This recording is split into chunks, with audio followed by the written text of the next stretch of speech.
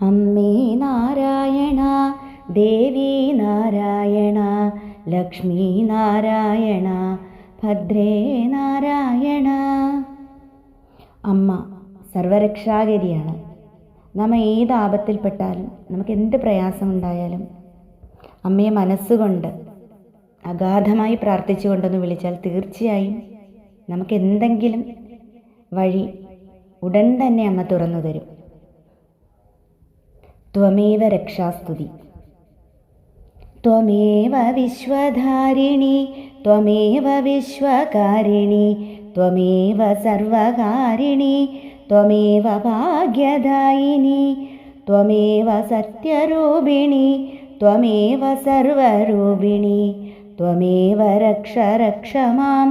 നമോസ്തുതേ മഹേശ്വരി, നമോസ്തുതേ മഹേശ്വരി.